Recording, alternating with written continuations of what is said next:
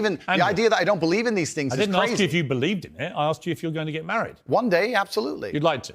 If I'm not married already, I will be married one day. If I'm not. Well, you might be secretly married. I could be married, correct. Why would you not tell me either way? Why would I advertise to the feral psychopaths of the world who have tried their very best to destroy me for an opinion about my private life and the things that are most sacred to me? Why would I do that? You think if you said you were married, everyone would hate you? I don't know about people hate me. It's about me understanding that I'm a hard target, but I am very, very protective of the people I care about. Right. But you believe in the concept of marriage? Completely. That's what we were talking about the whole time. What do you think? We talked about a man giving a woman away. Okay. I believe in marriage more than anybody. In fact, I believe in marriage no, please. Okay. I believe in marriage in the traditional sense. I believe a man has a duty to stand up and be a real man. I believe that the problem with the world today that we are facing is that not enough men are sticking to the age-old ways of masculinity. Mm-hmm. I believe that me standing up and saying a man must protect a woman and provide for her, so he needs to make sure that she's safe. He needs a degree of authority to protect her. I have no problem with... But people do have a problem with it. That's the world we're in now. I'm over here. Sure. I don't have a problem with what you just said. Here's where my problem comes, right? There are a lot of clips of you floating around on the internet, as you know. One of them has you saying, bang out the machete, boom in her face, grip her by the neck, shut up, bitch. In another, you say, slap, slap, grab, choke, shut up, bitch, sex. When people see those clips and hear you say those things... Agreed. Well, I don't think that... I think there's a whole bunch of men in the world who understands my value, and if men grow up to be like me, you're going to have a whole bunch of people with no criminal record, dedicated athletes, who protect and provide for the people close to them, are fantastic for the economy. And I'm certainly not the worst influence out here, Piers. You have Lil Nas twerking on the devil on music videos, which our children are digesting. You have drill artists singing about stabbing people to death in the middle of a knife crime epidemic. You have rabid psychopaths on whether the right or the left announcing violence on the other side. You have all these insanities in the world. And because I sit here and say, perhaps. Now you've laid it out and it offended you, I understand. I didn't say it offended me. Okay, cool. I just read you the things. You read things that you said they could be offensive and some people are offended. Well, some people definitely were offended. Absolutely. That's fine. And honestly, I think some of the things you said were genuinely offensive and misogynist. Okay, so they offended you. Like I said earlier. So they offended you, which is fine. I said they offended you, you interrupted me, and now you're saying they offended you, which is fine. But the point I'm trying to make is this. I'm not the devil. There are certainly worse people than me. And I don't disagree and they exist. With that. My core tenets for the people who don't understand me are self-accountability, so I'm accountable for everything I've ever said. My core tenets are responsibility, so I'm responsible for everything I've said.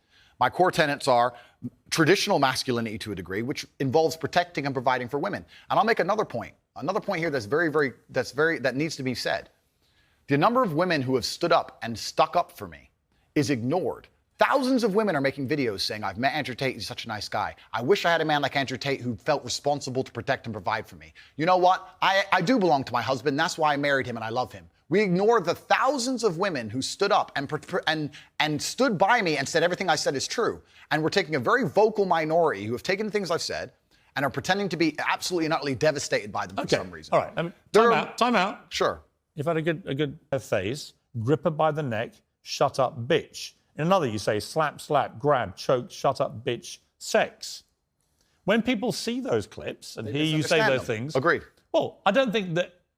It's not hard to misunderstand it. It is. You might say that it's consensual. Other people would say, whether it's consensual or not, that's a very ugly way to talk about women.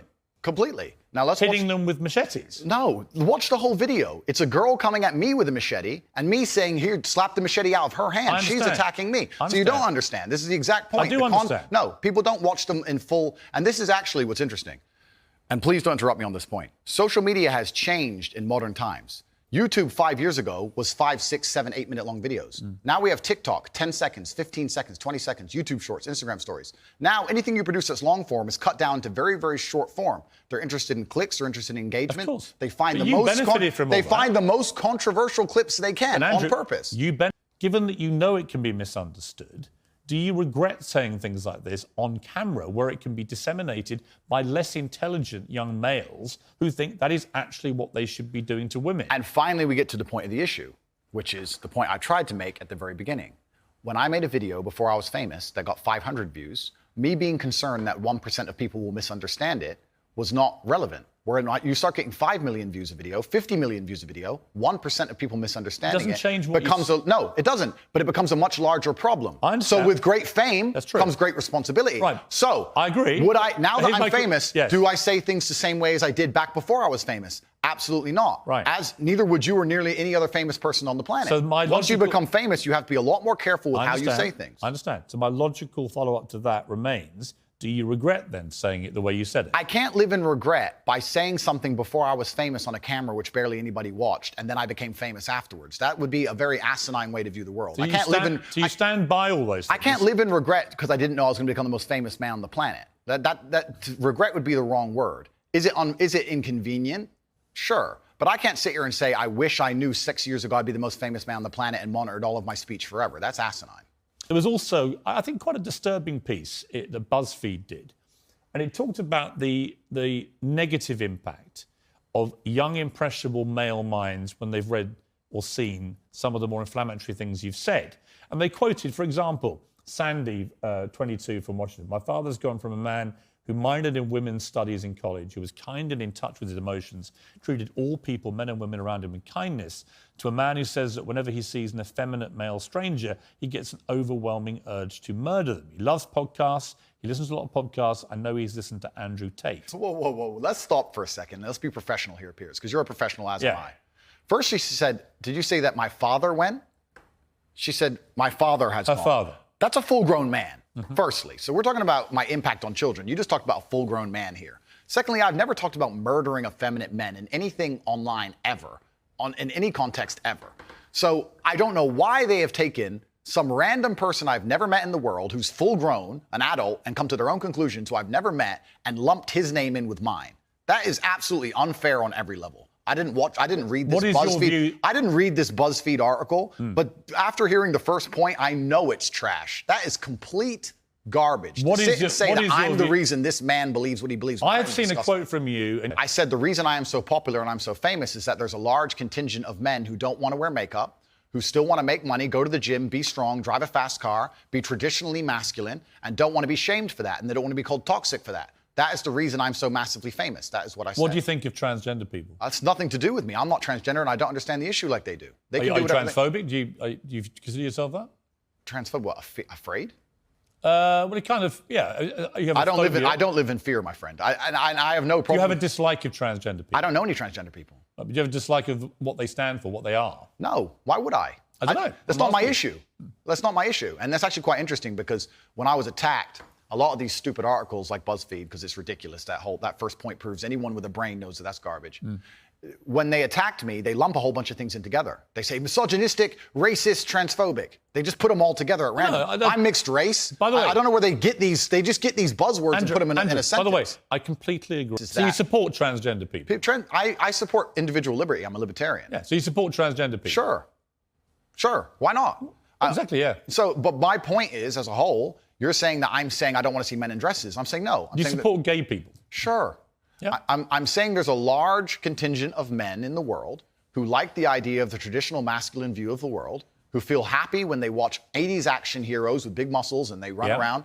And there's nothing toxically masculine about having a fast car and a beautiful girlfriend and making a bunch of money. And nothing at all. Absolutely. And those are the people who are my fans. But the problem is, okay, I'm going to interrupt you just to say this. No. Okay, but you're saying that I have a problem with men in dresses. I'm saying no. The people who watch my content. I've asked you that question. You've answered. Yeah, but the people who watch my content don't want to see men in dresses. Clearly, I don't wear a dress.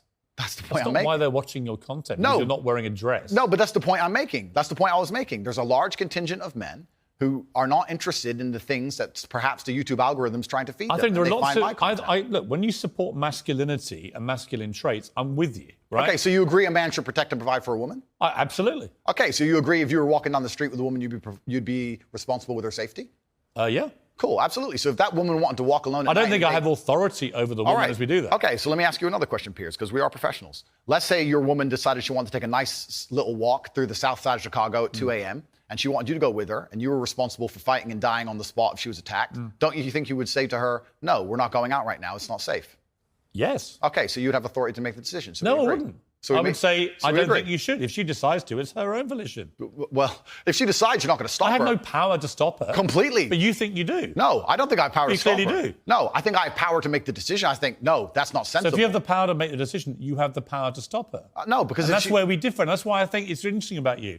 I don't think you really think through what you're saying. I think through what I'm saying so carefully. Yeah, but Andrew, what Piers. you've literally just said is that you have the power to stop No, her. I said I don't have the power to stop her. I'm not going to lock her in the room. I'm saying that. So if she wants to go on her own, then she's going to go. then But you as a don't have couple- authority to stop her. Okay, but as a couple, if we're going to sit there and decide if we're going to take this. You asked me, would I feel a sense of responsibility for her safety? Absolutely. Agreed. Absolutely. So would let me I finish, have the Piers. power or authority to stop her doing it? No. No, of course not. So let me finish, Piers. You're not going to stop her walking out the hotel. Of course, it's her decision. She's a sovereign individual. My point is that usually in a couple, you sit there as a team and you discuss, and perhaps on certain issues, the woman will know more about X and she'll decide X, and the man might know more about Y and he'll decide Y. So I'm saying if we're as a couple and we're sitting there and deciding, as a couple, as a team, and she says she wants to take this late night stroll, I'm going to say, you know what, I'm going to veto this one. I'm going to call veto do you on this one believe because in- it's dangerous, Right. which to a degree would give me, in that particular scenario, a degree of authority. If she said, I don't want to listen to you, Andrew. It doesn't give you authority. If she says, I don't want to listen to you, Andrew, I want to go on that walk, then what can I do? Say, well, then I Then you I don't hope- have authority. Then I wish you the best, I mean, my love. Then you don't have authority. Cool, then it's a semantic argument. Not really. I think it It's is. the complete opposite of what you said you had, which was authority. No problem, Piers. No problem. But I think Let we me ask actually you agree. about what do you believe about depression? Do you believe depression is a real thing? I believe that feeling depressed is real. I don't believe depression as a clinical disease is real, no. Really? Correct. You don't believe people can be clinically depressed? I think PTSD is very real. Unfortunately, I have some friends who suffer from that. I know that feeling depressed is real. I believe that the number one power you have against these things are trying to take control of your own mind and affecting your own life. I believe that it's not healthy to hand over all your power and believe that depression is an outside disease that you can't affect. I know that when I've had difficult periods in my life, and also many of my friends, like I've said, suffer from PTSD and been through terrible things. I've lived a very difficult life, and I know people who have, that the things that made them feel better is when they woke up and said, you know what, I'm not going to allow this to damage me anymore. I'm going to take responsibility. I'm going to get up and I'm going to fight this as hard as I Right, can. and by the way, on that, I agree. So we agree. Right? My favourite speech is the Rocky Balboa one. to Okay, the so sun. then we agree. Okay, well, let me explain why. If someone comes to me and says, I'm clinically depressed or I feel very, very sad, I would say the first thing you need to do is stop accepting the identity of a clinically depressed person. Stop accepting you have no control over this. And what you need to do is stop identifying that way, and let's work together to try and fight But against there it. isn't an eminent doctor in the world who would tell you there is no such thing as clinical I think depression. Who would not tell you that some people it's simply beyond I think their control. Johann Hari wrote a book saying exactly that, my friend. He's not an eminent doctor. No, but He's a journalist. I said depression wasn't real long ago and was attacked for it. Then Johann Hari wrote a book, which What's it got to actually, do with Johann Hari? because he wrote a book proving me right.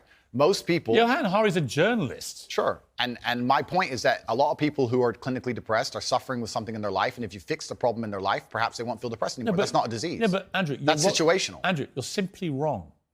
If that's what you believe, Piers, That's it's what I fine. believe. I don't believe in things that take power away. There is not an eminent doctor in the world Piers, that would agree with you. Piers, Do you think you know more than doctors? I can't become clinically depressed Why do you know? because I don't believe in it.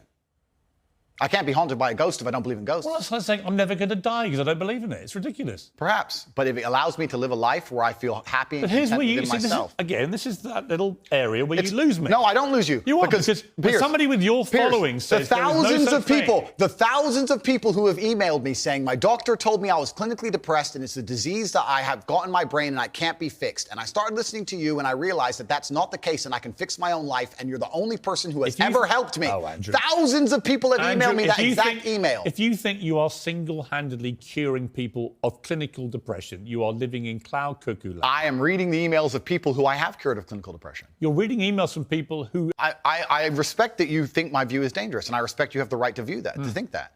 I think that clinical depression, I actually agree with you, is massively overdiagnosed. I've already said that PTSD is a very real thing. I've already said... I didn't... No, hang on. Okay. Again, you're misquoting me. I did not say clinical depression is massively overdiagnosed. I said that people who claim to be depressed but don't have clinical depression... I believe feeling depressed is real. I do not believe it's a disease that you catch from the sky and you cannot affect. I believe that no matter what happens, I believe you have control of your own mind and you can fight against it. I believe if you change your circumstances in your life, you may feel different. I'll give you a quick example. I had a guy who emailed me saying he was clinically depressed and he was going to kill himself. I obviously am not a psychiatrist, I'm not a doctor. I told him, because I replied to my emails. I said, have you been to a psychiatrist? He said, yes, I'm clinically depressed. I've been on these pills, this amount of time. I'm on antidepressants. It doesn't work. I said, I don't know what to say to you besides this. And he said he lost his girlfriend. That's why I became clinically depressed. I said, listen, go to the gym, get a 6-pack first. Once you've got a 6-pack, email me again. If you still feel like killing yourself, I don't know what else to say to you. But I'd say, strong body is a strong mind, go train. He went, he started sending me progress pictures, emailing me him getting in better shape, and eventually got a 6-pack. He's now a professional bodybuilder.